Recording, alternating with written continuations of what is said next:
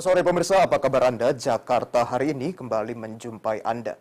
Kamis 23 Juni 2022, bersama saya Tony Saputra dan juga rekan saya Fatanisa. Sejumlah informasi dari wilayah Jakarta dan Banten akan kami hadirkan menemani sore hari Anda. Anda dapat juga menyaksikan tayangan Jakarta hari ini melalui live streaming YouTube TVRI Jakarta. Mengawali jumpa kita, berikut cuplikan berita utama dalam Jakarta hari ini. Vaksinasi hewan peliharaan yang digelar Sudin Ketahanan Pangan, Kelautan, dan Pertanian Jakarta Timur disambut antusias warga.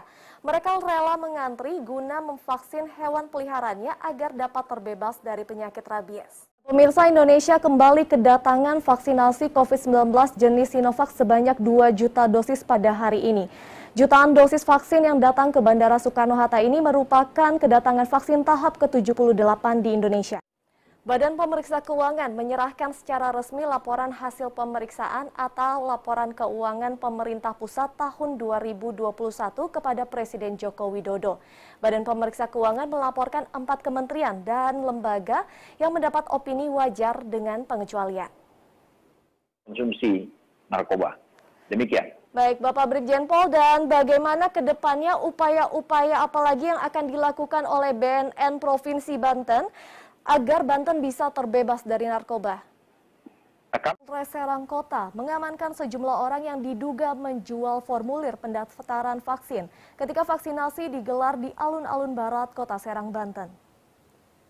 Setelah jeda berikut ini kami akan segera kembali. Tetaplah bersama kami di Jakarta hari ini. Senang sekali saudara, Tony Saputra dan Fatanisa masih menemani sore hari Anda dalam Jakarta hari ini. Tinggal berhari-hari bersama dengan jasad neneknya yang sudah membusuk, seorang balita berusia 3 tahun laki-laki dievakuasi oleh warga dan juga petugas kepolisian dari sebuah rumah di Kelapa Gading, Jakarta Utara. Menteri Komunikasi dan Informatika Johnny G. Plate menghimbau kepada masyarakat untuk berhati-hati dan mewaspadai kenaikan kasus COVID-19. Hal ini seiring dengan bertambahnya kasus positif COVID-19 di beberapa daerah di Indonesia. Selanjutnya, saudara, rute KRL akan mengalami perubahan pada tanggal 28 Mei mendatang. Perubahan rute KRL ini terkait dengan rencana pengembangan stasiun Manggarai menjadi stasiun sentral. Informasi selanjutnya, saudara, keterisian tempat tidur di RSDC Wisma Atlet Kemayoran meningkat dalam 1 pekan terakhir. Masyarakat diimbau untuk tetap menerapkan protokol kesehatan guna menekan laju penyebaran COVID-19. Dan untuk mengetahui informasi terkini di RSDC Wisma Atlet Kemayoran, berikut laporan rekan kami Opi Siro. Silakan Opi dengan laporan Anda. Seperti apa kesiapan Dinas Ketahanan Pangan dan juga Kelautan serta Pertanian DKI Jakarta dalam menghadapi wabah PMK ini?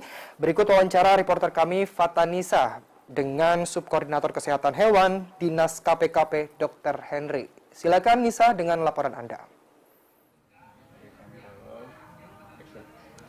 Ya, pemirsa TVRI Jakarta, pada Senin 20 Juni, Presiden Republik Indonesia Joko Widodo dalam rapat paripurna di Istana Negara menyampaikan kepada jajarannya untuk dapat menangani kasus penyakit mulut dan kuku atau PMK pada hewan ternak dengan serius selayaknya saat menangani pandemi COVID-19.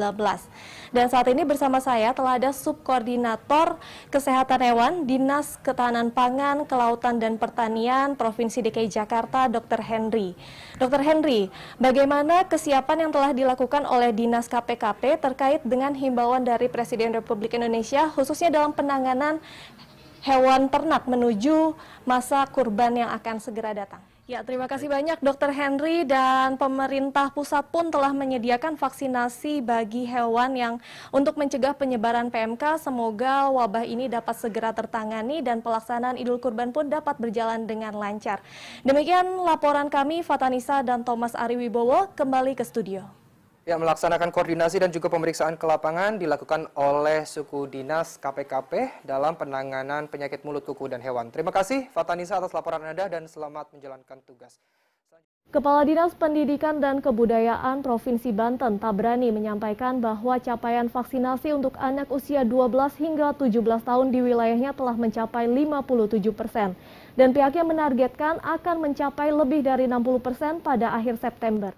Dan saudara, bagi Anda yang baru bergabung bersama kami, berikut kami hadirkan kembali cuplikan 3 informasi utama dalam Jakarta hari ini.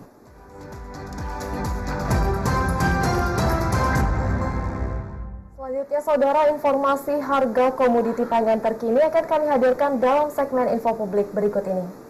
Dan saudara, untuk memperbaharui informasi terkait perakiraan cuaca di wilayah Jakarta dan sekitarnya pada hari ini dan juga esok hari, berikut informasinya untuk Anda. Ya, saudara, informasi tadi sekaligus menutup perjumpaan kita kali ini dalam Jakarta hari ini, Kamis 18 November 2021. Saya Erzana Meira. Dan saya Fatanisa, mewakili kerabat kerja yang bertugas mengucapkan terima kasih atas kebersamaan Anda. Tetap terapkan protokol kesehatan 5M demi mencegah penyebaran COVID-19. Sebab Indonesia pulih karena aku, Indonesia pulih karena kamu. Indonesia pulih karena kita. Sampai jumpa. Informasi perakiraan cuaca tadi sekaligus mengakhiri kebersamaan kita dalam Jakarta hari ini, edisi Rabu 25 Mei 2022. Akhir kata, saya Saras Ayu dan rekan saya Fatanisa, mewakili kerabat kerja yang bertugas mengucapkan terima kasih atas kebersamaan Anda. Saksikan selalu TVRI Jakarta dan sampai jumpa. Sekaligus mengakhiri perjumpaan kita di Jakarta hari ini, Kamis 23 Juni 2022. Saya Todi Saputra dan juga rekan saya Fatanisa, mewakili kerabat kerja yang bertugas pamit undur diri. Terima kasih atas kebersamaan Anda. Saksikan selalu TVRI Jakarta dan sampai jumpa.